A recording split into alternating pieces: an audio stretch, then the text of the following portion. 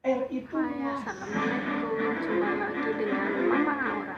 Kali ini mau Kuasa hukum mukbang Roy Kiyoshi menegaskan, jika kliennya tidak nasi memungkin untuk putih menjadi hangat tersangka karena sama penyebutan yang diucapkan oleh Roy tidak memiliki dasar hukum.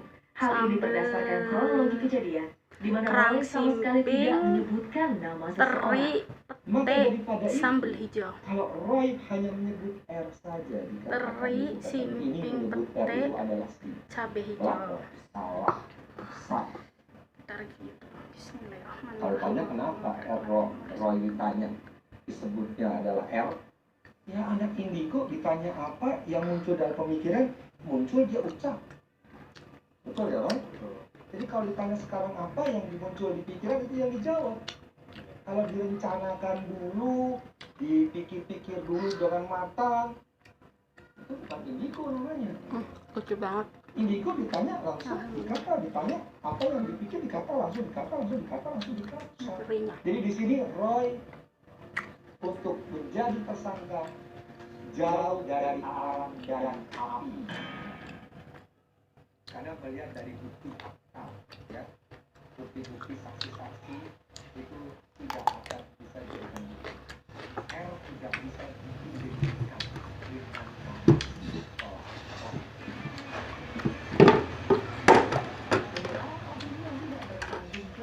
meninggalkan luka menganga di dalam hati Roy. Menurut sang kuasa hukum, Roy merasa besar hingga stres karena beban psikis yang muncul akibat kasus ini.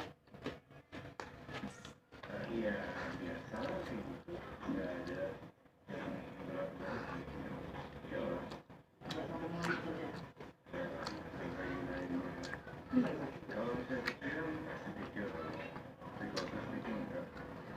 Roy itu adalah warga negara yang baik. Roy tidak pernah tersangkut-sangkut masalah hukum.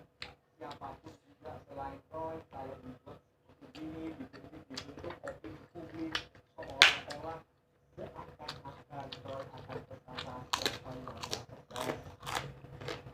Semua pun akan stres, depresi, tekanan, makan jadi tak enak, jadi tak enak.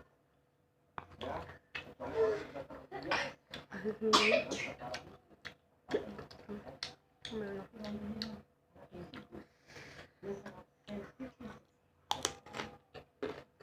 Begitu mendengar berita aja, wah, kayak sama-sama juga saya sangat sensitif. Saya menerangkan dan hukumnya dosennya pun tetap. Nah, kayaknya hampir sama yang dijual di online yang kayak mana itu. Gimana? Ayo bikin sendiri. Ayo sendiri. Karena ayo gunakan kita jadi biar bisa bikin petenya yang banyak banget. Kalau beli di online, harganya sedikit. Cuma buat perasakan. Tapi enak juga sih yang di online yang aku pernah beli.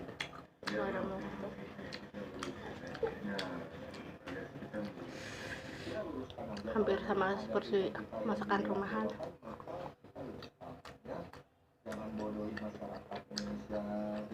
Kalau langsung ya kan bisa disesuaikan. Yang suka pedas bisa bikin pedas banget. Yang enggak ya cabenya kurangin. Nah, saya suka pedas, cabenya banyak, pedasnya cakep banget. Yang memberi opini jika Roy telah menyebut ada salah satu artis yang melakukan hal tak benar dalam usaha restorannya. Sementara itu Roy langsung melakukan si pemilik akun YouTube tersebut ke pelapor wajib. Hingga pada saatnya, Paranormal Indonesia kini menyambut pelaporannya. Usai pelaku memohon maaf hingga tersebut. Namun nasi belum jadi bubur. Akibat ulah pelaku, Roy harus menanggung beban moral hingga komunikasi yang kurang baik dengan pihak yang dikaitkan.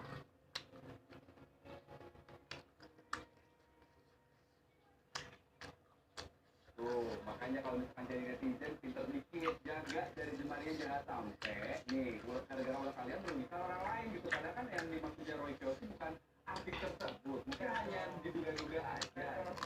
Jangan sampai tangan lu menjadi bumerang juga, kalau ujung-ujung minta maaf juga gitu. Jangan sampai tangan lu menjadi harimau. Juga pasti kita bisa menangkap bahwa dari berita ini kita sebagai netizen belum jelas. Dan yang kedua, jangan juga membuat dan menyebarkan berita yang dasarnya tuh belum ada. Karena semua itu ada hukumnya loh. Jadi netizen dan juga warga negara yang baik tentunya ya. Doakan semoga kasusnya cepat selesai dan semuanya berakhir dengan damai.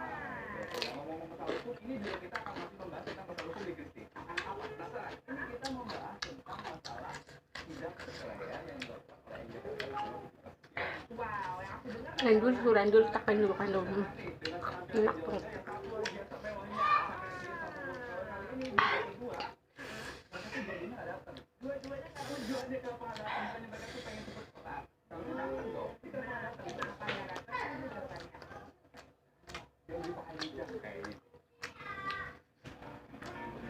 Drama perceraian antara Vicky Prasetyo dan Angel Lelga agaknya memang tak pernah menemui kisah akhir.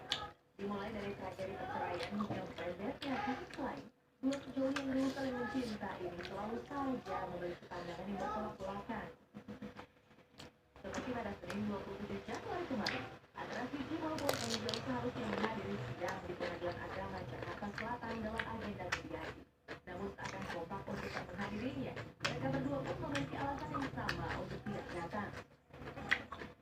Aku hari ini emang ada syutingan dari pagi, callingan syuting dari jam 7 pagi, ada 3 episode. Memang rutinitas kegiatan aku setiap pagi yang memang harus typing. Jadi tadi tambahan lagi ada episode-nya gitu. Ya, sebenarnya udah prepare mau hadir, cuman memang syuting aku nggak bisa ditunda gitu loh, karena sebetulnya sudah mau dipakai juga. Hari ini tuh harusnya mediasi. Gitu. Ya kan, hari ini mediasi cuma aku nggak bisa datang soalnya Bumbu rempahnya apa ya? banyak. Ada soal kesibukannya juga sih, itu sih umum banget ya. Karena mediasi ini kesempatan dari majelis maupun dari pengadilan untuk sebelum ke tingkat persidangan, ayo diperpanjangkan, dimusyawarahkan, kalau dari beberapa gitu. Dan dengan aturan yang berarti menyatakan bahwa kita menjadi bahwa ya udah memang siap untuk meningkat segera bisa. Dalam perceraian, permasalahan harta gonogini memang menjadi kasus yang cukup pelik. Sama halnya dengan Vicky maupun Angel. Sebelumnya, memang tersiar kabar mengenai Vicky Prasetyo yang menginginkan harta gonogini dari pernikahan mereka. Namun pria asal Bekasi itu pun membantah sebagainya tersebut. Menurutnya, ia merasa tak perlu menggugat perihal harta gonogini. Hal itu lantaran hampir rata-rata seluruh properti milik mereka masih dalam bentuk cicilan. Ya apa yang kita sebut ini kan ada kuasa operasi dan ada kita mendiskusikan dorong ini apa sih semuanya juga masih KPR, baik milik aku ataupun miliknya Angel, semua tuh masih KPR gitu. Jadi apa itu menyebut setiap orang masih milik pihak ketiga atau tidak pernah ada perjanjian pranikah yang menyatakan bahwa harta dia aku semuanya enggak, semua sama-sama kan kita juga bukan seperti apa ya sederhana biasa aja ya, ada apartemen, ada rumah, ada apa, semuanya masih KPR semua, belum ada satu yang ada kendaraan, ada beberapa yang udah lunas, tapi kan maksudnya nilainya juga kendaraan dipakai umum biasa, mana sekolah apa, nggak ada sekali lagi diperdebatkan Pohon Nusa Indah.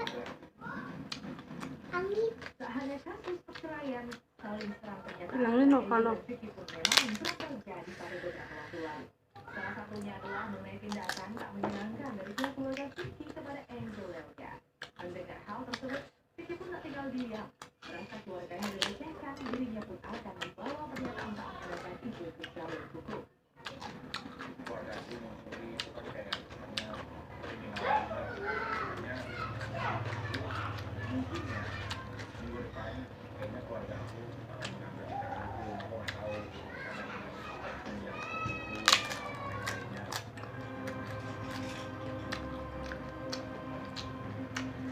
Mengenai keputusan berpisah, jadinya dari pernyataan Vicky karena mereka berdua seakan tak memberikan peluang lagi untuk bersatu. Bahkan Angel Lelga sendiri sampai mengatakan jika dirinya sudah trauma untuk bertemu sosok Vicky Prasetyo. Itu begitu saya ingat lagi ke semuanya, traumanya itu besar sekali. Jadi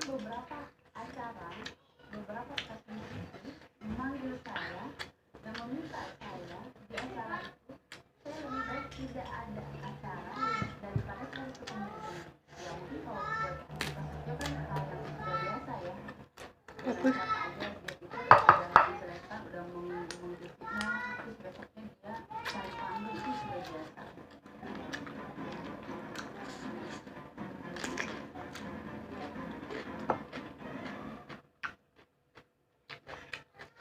Ini creepy kalau misalkan coba perhatikan drama dari Angel dan Gabriel ini salju banget nih dari usia pernikahannya itu dia tuh singkat banget di desa pernikahan tapi drama perceraiannya tuh hampir tahun lebih.